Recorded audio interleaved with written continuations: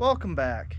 I came out here to make a video about how I was parting this MXZ 600 out, and in my typical fashion, I'm not sure that I'm actually going to do that anymore. There's a lot of people on YouTube that just destroy things and they make good money at it. From what I can tell, they've got a huge amount of subscribers, people watch them all the time, and that's just not something I really like to do. Now, that's not to say that if I had one of these that was already so far gone it wasn't really repairable, I wouldn't take the parts out of it, because I've already done that. Quit eating snow. Come here. But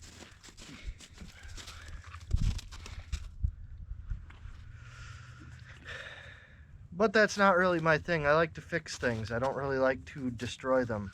If I have something that I've built that should actually take a pretty good abuse, I have no problem running it hard. But I'm not really into things. I'm not really into just destroying things for no good reason. So hit the subscribe button if you want to see stuff like that. Obviously, the more subscribers I get, the more views I get. Chances of me making money and being able to do more fun stuff go up with that. I think right now as I'm filming this, I'm getting pretty close to 500 subscribers. I need 1,000 for YouTube to start giving me money, and I'm sure you just got a nice view of dog butt there. But anyway, back to the 600. For right now, I need some parts off of this sled. For the 500, I put in the 440 chassis, so carburetors, fuel pumps, and I haven't decided if I'm going to do the clutches yet or not. I might steal the clutches off of this one because they should be a matched set and it should work pretty good. 'Cause I think I've said it before, I really don't think these 600s, the non-HO, the early 600s, I really don't think they had much more power than a 500. So I think the clutching is probably pretty close. So I'll set you up. I'm going to pull the carburetors right now. I'll take you along. I've already started on that, but I'll talk more as I do. So the 500 I put in my other sled has a different style of carburetor than this. It's got round slides, 2 cables come down. They're a totally different carburetor, and I already started pulling this. The issue with this sled is the crank seals in the center are gone, so it's filling the outside cylinder, the mag side, with oil, which maybe it bent a rod, maybe it didn't, I don't really know.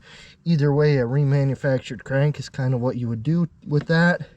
And the reality is, this sled is worth way more in parts than it is put together as a full assembly.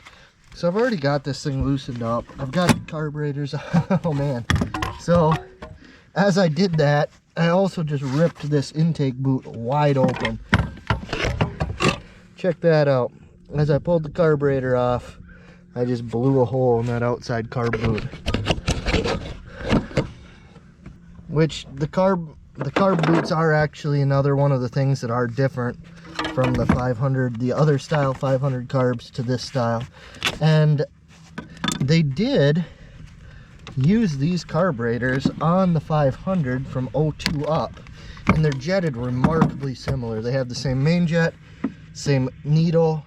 The only difference that I can see is the pilot jets are different. So the pilot jets actually do have an effect on the engine all the way through the RPM range.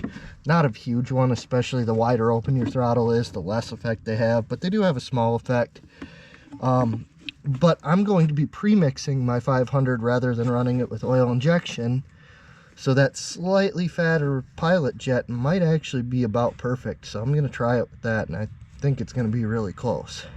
So yeah, other than the mouse nest down inside of there, this chassis has 2,353-ish miles on it. It's 250, it's 2350 something.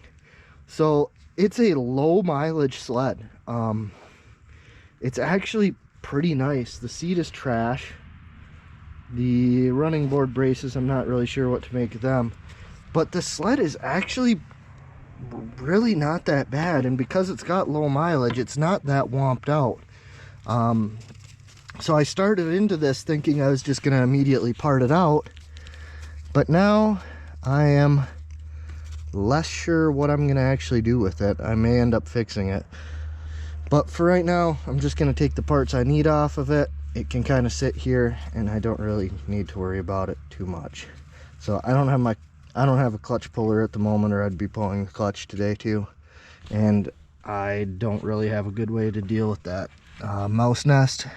So the reason I need the fuel pump is the rack style carburetor here has one fuel feed that goes into both carburetors.